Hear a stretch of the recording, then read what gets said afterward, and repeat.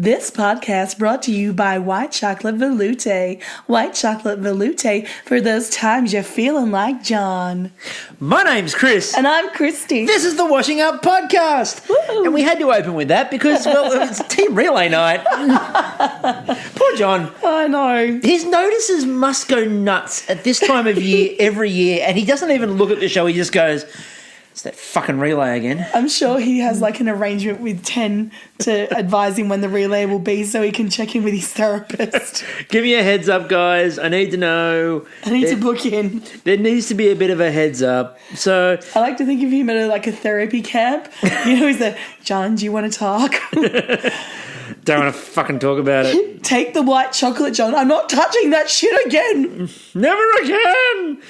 So we opened up tonight, though, with, first of all, they started off with the challenge to, well, it was a mystery box challenge, but it wasn't a mystery box challenge for any other reason than they needed to even out the numbers for the team challenge. Yep. So we were, tonight, the Channel 10 account, the Masterchef account, tweeted out about the relay challenge. And I instantly went, yep, relay, yep, good. And then all these people went, but there's 17 of them. These numbers don't work. And I'm like, no, they don't work, but I'm pretty sure that they've advertised it. And then I went back and they deleted that tweet and just put out it was a mystery box. So someone went early on the social media. Yeah. And then they cut to the episode and they go, and the team challenge. And it's like, no, I was right, damn it. Yeah. It was. I'm sure they mentioned it. I'm sure I saw it. Well, I knew it was coming up this week anyway, but I just thought more maybe they went a night early or something. So the mystery box, because let's just get straight into it. Before they started the mystery box, they did a really sort of, I thought it was a bit of a subtle dig personally at Loki. They pointed out all the people that still had their immunity pins. Yes. It's like, you, Sashi, you got a pin? Yeah. Hey, Reese, you got a pin too. It was just check around the middle of the shed. So, as you can hear there, poor Kristie's still not 100%. And so they're like getting over Gordon Week, and they're like, wasn't Gordon Week great? Wasn't Gordon Week? Reese, what does it mean to have that pin? Now, as we said last week when Gordon asked that question, it meant something. This week, Gary asked the question, and Reese is halfway through answering the question, and he's like, yeah, that's great. It's like, as Thomas pointed out, on Twitter tonight, Gary and George were real dicks tonight. They've been really shitty for the whole season. Like, I haven't seen Gary is not the sweet Gary we've come to know and no, he's being a bit of a jerk. Bit of a jerk. So they said that it was going to be what you could find in the box was something that all Australians could identify and everyone would know exactly what it was. And my first comment was racism. And then they lifted up the box and it was $20 and I thought, well, Georgia's staff can't identify what that is. Don't make me laugh. I know, there's a cough coming. So, unfortunately, I know. And then they went with, well, $20. So you've got to go down to Coles. So what it really was a marketing opportunity. For Coles. What we want you to do is go and advertise. But and then they did that. I love that big group shot of them running into Coles. It looked like the shot of Grease. You know, when they go, wop, bubble, bop, wop, bamboo, and then they all break off and go and dance. Just racing with the basket walking down the aisle. Joe and Khan doing a bit of two-step, linking in arms. We go together like a walla, walla, walla, a zippity, bippity, bop. So no, we go together like da-da-da-da. Da-da. Da-da. Matt Preston in the background just going, down, down, prices are down. Isn't this over? No, it will never be over. So $20, what can that buy you at Coles? Well, as Joe pointed out in her awesome tweet, chicken and 6-pack of rolls. That would have been my go-to. I would have just gone to the ready meal cabinet. Grab something out of the ready meal cabinet. Vindaloo, yeah, we go.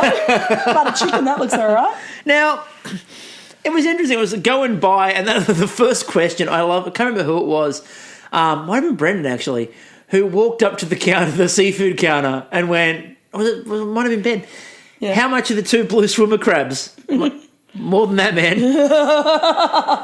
Far more than that. I get these for free where I come from. Why would you want to go and pay $18 for this blue swimmer crab? And then I don't know if Jess does a lot of shopping. I'm guessing at her age, potentially not, because she was at the checkout buying stuff going, I have no idea what this costs. And looking at the thing, like counting it down, it was like an old episode of Supermarket Sweep. Ian Turpie was going to jump out any moment. Oh, that's what we need is a next Masterchef time. Supermarket Sweep? Yes. That would be awesome. They have like a list of the things I have to get and those like bonus big prize things that you find. The tag underneath the box of cereal, and you've got to work out, which grocery is the bonus hidden behind. The answer is it's behind a Curtis Stone standee. So they've sent them all into Coles. There was no Supermarket Sweep, unfortunately. No one grabbed a Latina fresh and a no one did that. Ready-made pizza. So they set up for the challenge, and look, I don't really know how to say this, so I'm just going to come straight out and say it. Gina made pasta. Gina made a fucking pasta. Oh, surprise, surprise. Look, we've talked about the idea that in the early weeks, just you do what you're comfortable with. We're past the early weeks now. Stop fucking making pasta. Yeah, this is the week you need to cut that shit out. And her excuse was, I haven't made your fettuccine, so I'm going to do that. Because that's so revolutionary, The flat pastas are the hard ones. As opposed to the spaghetti she made last week. Yeah, which is like just the rounded version of the flat thing she served this week. Look, again, Gina, yes, wonderful at pasta. We get it. You've got a bright career at Latina. What I'm a bit disappointed with too now is that this is what everyone is now putting in their mind when they think of Italian cooking, is just pasta. And that's rubbish, and that's rubbish, and we all know that's rubbish. Oh, my God, there is so much more that you can do. A cacciatore, I can get a recipe base for that. They could have bought I wonder if anyone could get away with buying a simmer base. Chicken tonight. Oh my God, I'd like one of them to get my mum's recipe for stroganoff. Oh no, I don't want anyone to get your mum's recipe for stroganoff. The magic cream and mushroom powder, because you don't start with the soup, you start with the powder. And, your little bits of steak and soggy rice. And then with the trick was that the only time she's ever made that when I've been around, sour cream. It was chicken. Oh, that's right, chicken stroganoff. It's even worse. It's technically chicken, cream and mushroom. What? There's no paprika in it all. There's nothing stroganoffy about the sauce whatsoever. Yeah. I've made a stroganoff from absolute scratch before. Of course you have. And, no, I did it here. Oh, yeah, you did too. Make another one. Yeah, I'll make another one from scratch. Sweet. Yeah, I've done that. You've had it. It was good. Not bragging, but it was actually good. I was shocked it was good. So, I'm also disappointed no one used chicken tonight. I was very disappointed. Or a Canton sauce. Yeah, because Mama is indeed making Canton. To be honest, Canton is disgusting. It doesn't take long for the word to spread around and for everyone to go somewhere else for dinner. Oh, my God. Just the thought of those cornflour-based sauces. Hello to my mother who loves a good Canton sauce. It's all yours, Glenda. You can enjoy it. You can enjoy it. Just like my mum's chicken stroganoff is all hers. We'll make ours from scratch. So, look, in terms of all the dishes, there were a couple of interesting dishes. That was a taxi. It was the air brakes on a truck you just heard there. It wasn't a SodaStream bottle at all. And so what we had was the noodles that were not Italian that were being made, which looked really good. They were Lisa's. They looked really good with the mussels. The coriander noodles, they looked great. Yeah, good work, Lisa. Chili as well. We also had a pasta that got up, and I want to know if there were death stares coming from Gina's bench, because it wasn't Gina. That pasta is mine. It was Janine. And my highlight of Janine's evening was where she had the pears, and she goes, I'm doing a pear and ricotta. And they went, and what are you going to do with the pears? And they're talking about what treatment or what flavouring. And she goes, I'm going to grate them. It's not quite what they meant. But that's what she did. That's what she did. It was a statement of fact. That one was quite good. And then I don't know how to feel about this dish. We disagree. I thought it was fabulous. Okay, so I was a bit worried because the last time a root vegetable was featured, we got for Nathan. But, new group, inspired by a hare, obviously. No, instead we got carrots. Carrot salad, otherwise known as the carrots were on sale, otherwise known as I don't have anything else in the fridge. Look, they obviously said you can keep the change, and Claire's gone, well, I could do with a fucking... Sarah, sorry, because her name's Sarah Claire, sorry. So Sarah's like, well, fuck you, I need a decent coffee. I'll get myself a bag of carrots. Let's go with that, shall we? Now, there was a tweet put out by @26Prince tonight, which was one of my favourites, which was, I'm using every part of the carrot. I just hope that the carrot flavour comes through. It was the only thing you were using, Sarah. What the hell flavour were you expecting? But I do hope that Matt's amnesia clears soon because Matt at the end, when Matt turned around to us and went, the raw carrot reminds us what the carrot tastes like. It's 7 different types of carrot, Matt. I think we've got a bit of an idea. Like I said, he's getting old. And I've got another reason why I think he's getting old, and I'll point that out later because it's in the next challenge.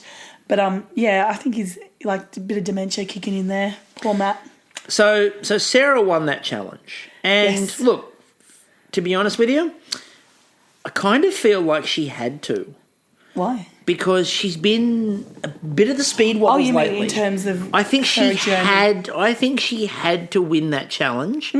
But she's been looking fierce since the beginning. Well, she's been looking fierce, but her cooking's been all over the place. It's like there's some good concepts that have come out and they're just fallen flat. Like she's just, idea and then taken it behind a building and gave it a beating and then put it on the plate. This was once a great concept. Yeah, this was once a great concept, and I just got the shits with it. So then we announced the team challenge, the team relay. Now, the team relay, as we said, it's an old favourite. White Chocolate Veloute always comes up. And what I need to say first of all is, Khan, tonight you were all of us. You were king. Because they cut to Khan, who goes, look, we're doing the team relay challenge and all I can think about is White Chocolate Veloute. Now, again, if you've never seen what happened, what are you doing? YouTube that shit. YouTube it. It's out there somewhere. The most infamous dish in the history of Masterchef, bar none. There is nothing that has ever topped it. Not even for Nathan. I can't even do it justice. Just go watch it. It's worth the watch. Yes. But I'm also assuming that everyone listening to this has watched it because if you're into Masterchef enough to listen to this, you're into Masterchef to have seen it. But they went with the ingredient of honey. Yep. Cool. Now, great choice. Good choice. What could you do with honey, Chris? I would have made a honey chicken. Honey chicken, yep. I'm thinking honey chicken. I would have done something simple and I would have done something savoury because it's me. I would have... I would not have done a dessert because I would have thought that everyone was going to do a dessert. The thing is that desserts are very much you can do them or you can't. With a savoury, everyone can sort of bumble through it if they need to. I'm sure every person who started that were praying that Jess ended up on their team. Oh, the second they got or there, Reese, they were desperately hoping that Jess or Reese were on their team. Yeah, that was a set. I mean, because the third dessert person is Kristie, and she started. Yeah. So for her, I mean, I actually think it was a bit of a disadvantage to start if you're a dessert person. Yeah, and particularly if you're a skilled person, you send people in who are good ideas people. Now, Samira is on point at the moment, and she came in with a very clear idea. She's in a vein of form. She is in a vein of form. She's coming with a very clear idea, but not cemented and not reliant on it staying the course. You know what I mean? Like exactly how she put it out. She goes, I've got this, I've got this, I've got that. And it's a good base. Lisa, unfortunately, came in with NFI. Honey, she's gone honey ice cream. Look, that was a good starting point. Now, my contention with this is... Okay. And she actually sort of did it, but the problem was they didn't build on it. For me, the way that you approach the team relay challenge is you either do it one of two ways. You set up the dish and you are very clear with your instructions and you make them easy to explain. And they're based on elements that everyone And you don't go with 15 million things. You go with 4 elements and you make them very easy to understand and really easy to execute. Or the other option that you go in with, and we saw it work last year in the Team Relay Challenge, don't go in with a bold plan. Go in and go, right, I'm doing this element. And I can have that finished. And when I hand over, what I'm going to say to you is I've done one element. The challenge is honey. I've done one element. I've done this. Make something. Yep. Go for it. Like, pick another element you think will work with it and go for it. Let the second person, once they know that first element's down, then the second person can build the dessert or to build whatever they're making, because then you've only got two people to follow onto it, one of whom is basically there to plate. Yep, exactly. Like, it's like a debating team. The first person is there to sort of set up the argument. Then the middle is what carries it. The third or the last person doesn't really introduce anything new. They just link everything together. The best way to view it is like it's a debate. Yeah, and that's where I think Ben let himself down, because he's, as he said, I'm a builder, not a decorator. So why didn't you put yourself up? You should have been sooner? earlier. All right, so the first four. So Janine was in yellow. Kristen red. Yep, Janine was yellow, Kristen red, Samira blue, and Lisa green. So Janine comes in. Yep. Janine was hoping that someone coming in could make the honey chocolate ganache. That's a big if. Yeah. And it turned out to be a big problem. It certainly did. Like, of all of the things to set up, a honey chocolate ganache is not exactly what I'd call simple to balance the flavour in. No, and I just felt it was a bit... It was too much of a miss in terms of its risk factor. Yeah, exactly. But, you're there. You're scrambling. You're like, fuck it. I'm sure someone can pull this out. Now, sure, let's go with that. Lisa came up with the honey ice cream. Yep. Again, I had no problem with that. And a crumb. Remember the crumb was in there. I had no problem with that. The problem that I did have with that was that nobody built on it. That was a problem. But that's not her doing. Let's move on from that. Samira. Now, Samira had the whole dish planned. And at first I'm like, that's way too much detail, Samira. Yep. So she's going with the cheese board idea, with the mascarpone and the figs, and then she's going to... I just realised I probably would have made crumpets. Can you make crumpets in like a 60-minute time frame? Let's go with yes. You could have. So Samira's got a lot of detail there, but amazingly enough, when they do the handover, we'll come back to the handovers in a minute, because the handover is the most critical part of this. Not even the cooking, it's the handover. Samira's handover was nothing short of exceptional. Yep. Kristen, on the other hand, had the honeycomb idea, which is a great idea, had the twill idea, which is a great idea, had the ice cream idea, which is a great idea. All three are really good ideas. Starts the honeycomb, that's a good element to have there. Yep. Doesn't get to start the twill, doesn't get to start the ice cream. Suddenly 15 minutes are up. Handover. So, in the handover, Samira looks up and she's got Sashi coming in, who is not a dessert person. She turns around to Sashi and very quickly manages to go, we're doing this is the concept. Make whatever you're comfortable with to go with it. Go. Yep. Got it. And he makes a Mesopotamian cheese. Yes. A mascarpone cheese. Yeah, I know. It was very cute. It was brilliant. Yeah. Jenny got the handover from Lisa and didn't quite seem to know what the hell to do. No. Was a bit confused. She's like, I'm bringing the ice cream to temperature. I'm bringing that to temperature. I don't really know what else I'm doing. I'm looking around a bit. And all the while, Queen Bee's up on the gantry watching her drone. Just watching. Sarah's is up there watching. What are you doing now? What are you doing now? And with Sashi goes, I'm making a praline. And all you heard in the thing was Samira going, he's making a praline. They were so cute, that team, all the way through. Reese. Yep. Now, Reese got a good handover. He did. And he did a really good job with what he had. Yep. He managed to make the ganache. I mean, the problem wasn't the fact of his making it. It was the fact that it didn't balance with other elements. Yep. He did a really good job of doing that. He has a look at the case and realises that the case is slightly burnt and it's not holding. Yeah. And has the idea, it's a crumb now. Yep. Make it a crumb. Then we have Gina. Who wasn't told that honey was the element. Gina overloaded. Like, Kristen had a lot of ideas and couldn't succinctly explain them. No. And so what it sounded like from people watching at home was verbal diarrhea. It was honeycomb. And the only word that Gina registered was honeycomb. Yep. Didn't register that it was honey in the challenge at all. Registered that she was making a honeycomb. Yep. But that was the grand total of it. She didn't hear anything. She sort of worked on the honeycomb a bit. Then we got to the handover and Khan comes in.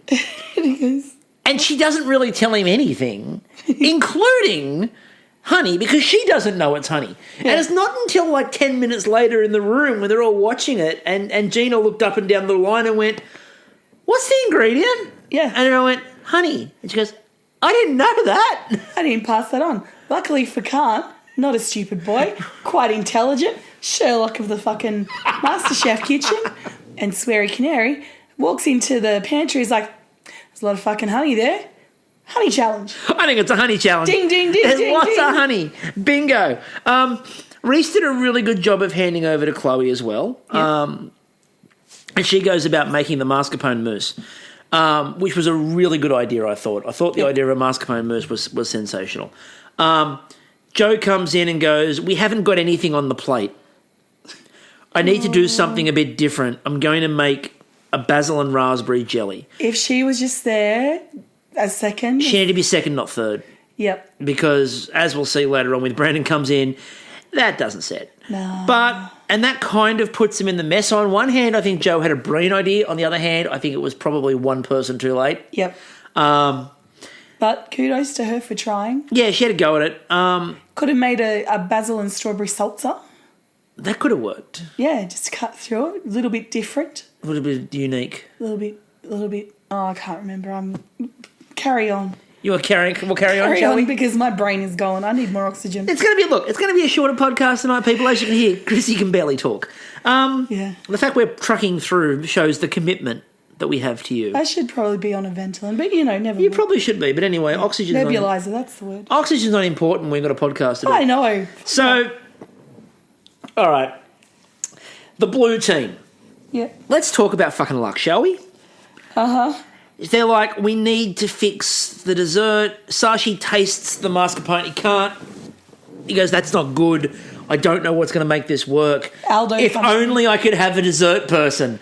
Aldo comes running through the door. Samira in the room is going nuts. It's like, "Aldo!"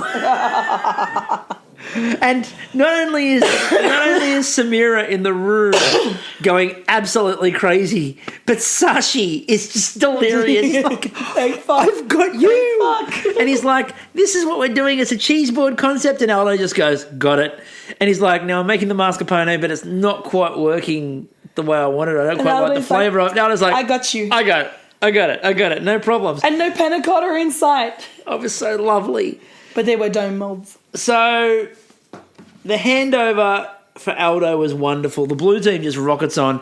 And then Aldo's like, "I really hope I get someone good to finish this off." And Jess comes running through the door. and you saw the blue team at this point, and they must have already been planning what they were going to do in the challenge for immunity. Yeah. Because the second Jess runs through the door, the blue team just looks around and everyone like, "We've got this. We win. You do not have a hope of catching up to us. Just put us on the gantry now." Yeah, just do it now. Now, that was a great handover. Jess comes in and goes, "Oh, yeah, this is easy. I've got this." And Jess just, bam, bam, does the crumb, does this, plates it all up. Yep. And she's like... Piping bag comes out. More out comes importantly, the mousse, yeah. She beat the curse. She did, yes. Because she turned around and went, "I'm not going to say that desserts are my thing, but they're kind of my thing." And I'm like, oh, no, we know how this ends. Nah, she's just like, "Got this." It actually was her thing. Then Brandon came in. Yep. He got a good handover. Get it? Handover. However... No one handed him some cobram. However... Give that man a hand. She's fast. She might be sick, but she's fast. Because Brandon's handy in a pinch. Oh, no. Ah. Somebody stop her. All right, you keep going. Somebody stop her. So he decided that the honey was too strong in the ice cream. You know, some people might say he's handsome. Oh! I know. What's his facey? Baron. What's his facey like? Oh, wow. Baden. Baden. All right. Baden. Yep. So Brandon's like, I'm just going to plate something up, and then realises he doesn't have anything to plate. He goes and looks at the jelly. It hasn't set. He's like, I got a plate. I've got a plate. I've got a crumb. I've got an ice cream. The only thing with any honey in it is the ice cream. He just drizzles some honey on there. That's all he did. Painted on his hand and then just put a handprint of honey down. Now, the yellow team. He could do it with the one that's got the stitches for some interesting look. Interesting pattern work. And you know, it's better for... Then he gets the antiseptic qualities of the honey if he uses the Manuka stuff. So. Why, it's a natural remedy he's going for. So he comes in and obviously then just plates up what they have, which is not much of anything. The yellow team, however, Ben comes in. Ben's not a dessert person. Chloe decides to make an executive decision. Chloe's executive decision is, I don't really think the chocolate ganache is going to work, so I just don't tell him it's there. Or, how long does it take to say, there's a chocolate ganache there, don't use it? Yep, use the mousse. Right. And he didn't even, he comes in, he starts, and I think that actually is one of the things that threw him off and one of the reasons why he didn't end up using the mousse, because he's gone to the fridge and he's found this bloody chocolate ganache, and he's like, looks at Huda and goes, is this yours? And Huda's got, as we'll see in a minute, Huda should have gone. No idea. Huda should have gone, yes, it's mine, hands off. Well, as Joe tweeted out tonight at one point when they were talking about finding the ganache in the fridge, she's like, I wish we'd found something in our fridge. But it was a case of, he looks at Huda and goes, is this yours? She's like, who knows? Huda's just looking around at her bench just going, what the fuck, in general. I'm not even aware if I've got a team. Is this a twill I see before me? So Ben just decides he's going to plate whatever he can find. George is like, put me down. Sorry, I thought you were running. You were part of it. Maybe he could run into the pantry. Which gave Ben his line of, I'm a builder, not a decorator. I believe he's also a joker, a smoker, and a midnight toker. So some people call Ben the space cowboy. That's when they call him Maurice, that happens. I just wanted to do it. And then there's Huda. Sorry to be too sexually. The mistress of the Middle East. The mistress. And I felt so bad. I've never felt so bad for anyone. No. She comes in. Khan sort of goes... You know that gif of Julia Roberts where she's deep in thought? Yeah. Khan sort of comes in and goes, it's a dessert. It's got honey in it. Enjoy. Yeah. And off he goes. And Huda's looking around going, It's like that John Travolta gif. It's the gif of him like looking around and going, the Pulp Fiction gif. That was kind of Huda. She's like looking around thoroughly confused because Khan's like tried to plate a million things at once and then giving them to Huda and none of them make any sense, and Huda's like, I don't I've made you a royale with cheese. Khan accidentally stumbled into the twirl idea. So the twirl came back after being abandoned after Kristen did it. And so the twirl comes back, so there's a twirl, but it's not quite ready Slightly yet. psychic there, just picking up the twirl, not really. It's like... Huda's dealing with... We talk about generational issues in societies. Yeah. And we talk about the fact that, educational disadvantage is not from this generation. It comes from 3 or 4 generations previous. Yeah. Their dish was disadvantage over generations. Khan had tried to arrest it, but it came from a lack of understanding and comprehension from the first... The first 2 generations didn't really care about it. And then Khan got to TAFE, and Huda's trying to be the first to go to university. To matriculate. But it's just not working. She's like, let me matriculate on this plate. And it really was the effect. And think about it, if anyone was going to benefit from a honey challenge, it's possibly the person who's really good at Middle Eastern sweets. I'm just putting it out there that maybe she could have done something with this. But unfortunately, Huda's just looking at like a bench full of things. And what we've seen in seasons past, right, is I think they were in seasons past. I think people were more aware of their strengths because they'd been a bit further down the line. This is happening quite early. So down the line, people know if they're good at plating. They know if they're good at desserts. They know White Chocolate Veloute. Yeah, they know if they're good with coming up with concepts. Blah blah blah. I love the delayed reaction of it. See, Kristie. Oh, a bit slow. Oh, he's waiting for that page. Ching, there we go. And so it's like. It's coming in a bit early, and I had a point, and it's going to come out. Just bear with me, viewers who are listeners. Yeah. Fuck this. I'm waiting for I've it. lost it. Hold on. Oh, we'll my be back God. to Thoughts with Kristie any moment. Here's a special announcement from one of our sponsors. Howdy, welcome to Ma Pa's Carrot Ranch. You probably shouldn't be doing the ad given you're trying to come up with the content. You inspired? It might pop into my head in a second. Are you inspired by Sarah Claire's dish tonight? Well, you too could be making carrot salads. Why, you can make a carrot salad, a carrot roast, a roast carrot, carrot veloute. How's that coming along? Ideas popping in your head yet?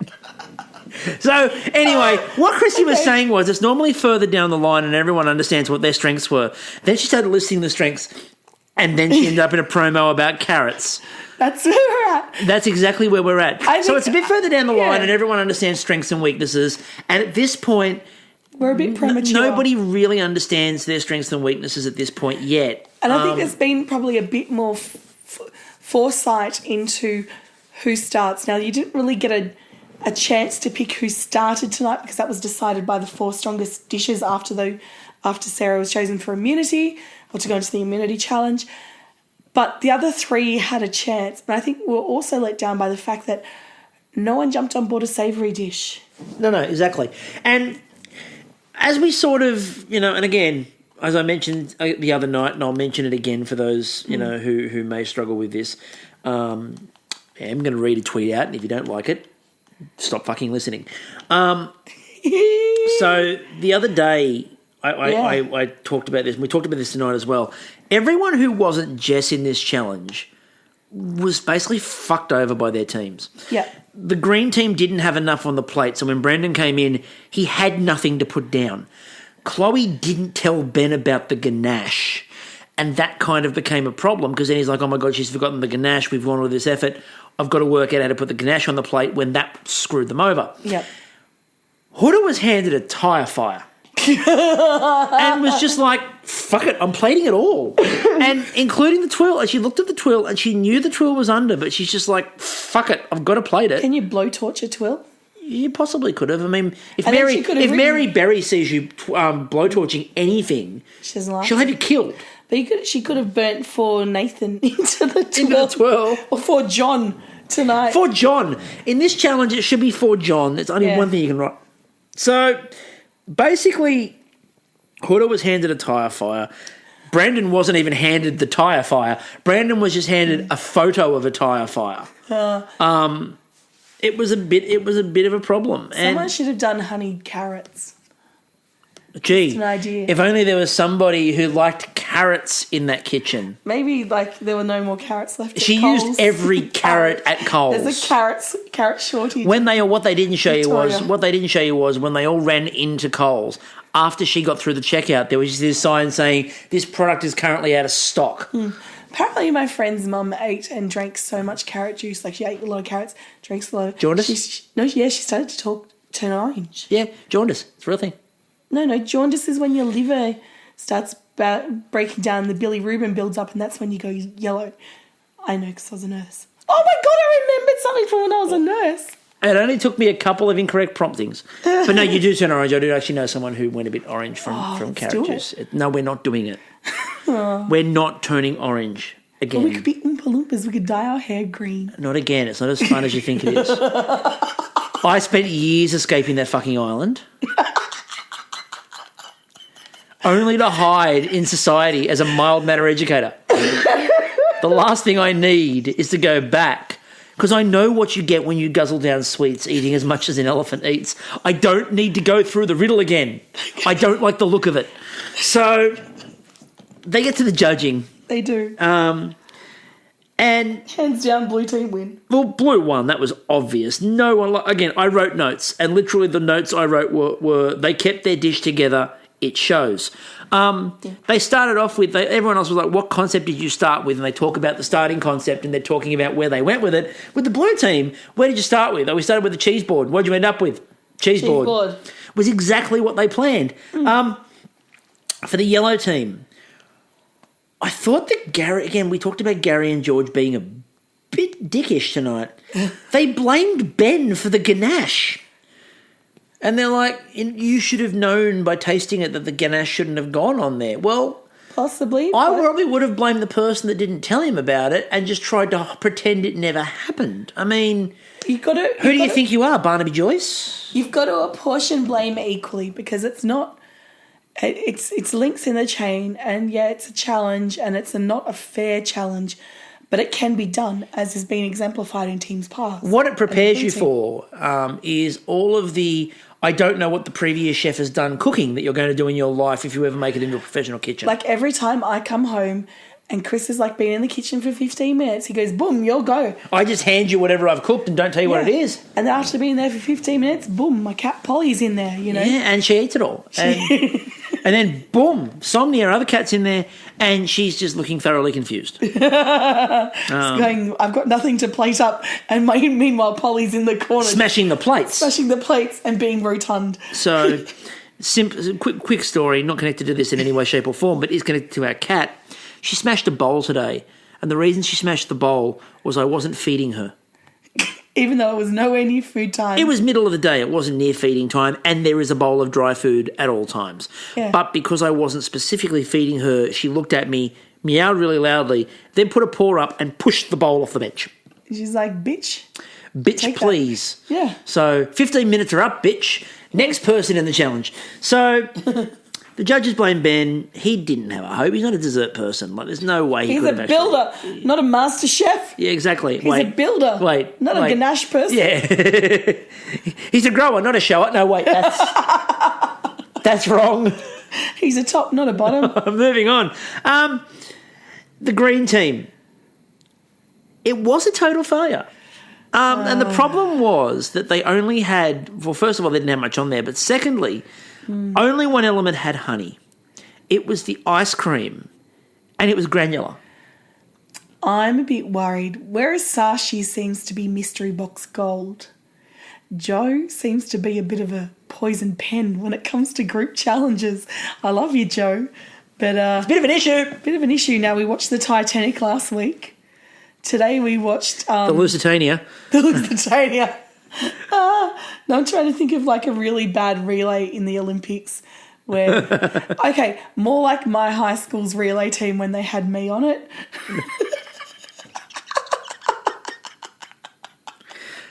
Do you want your baton or do you want it thrown on the floor? I'll just lob it down the track. Look, if I throw this down the track and you fetch. Exactly. We can be ahead. Why can't you do that in a relay? Like, fuck having to pass it. Like, just. Because if you were really at the back and coming dead last, you'd start pecking it at people's heads. That's a good idea. Take the front runner out. Tell that to your Red House on Tuesday. Red House, don't forget to do your bins. And the red team, on the other hand, it just didn't work. There was so much on the plate, and it was too sweet. So the question became, too much honey or not enough honey. Well, if you boil the honey down to the honey challenge, you want honey on the plate. So I guess too much is better than not enough. Yeah. Too much. No, I knew that was coming. It's bad enough. Bad enough. Something's coming over me to make me wonder. I know the lyrics. I do.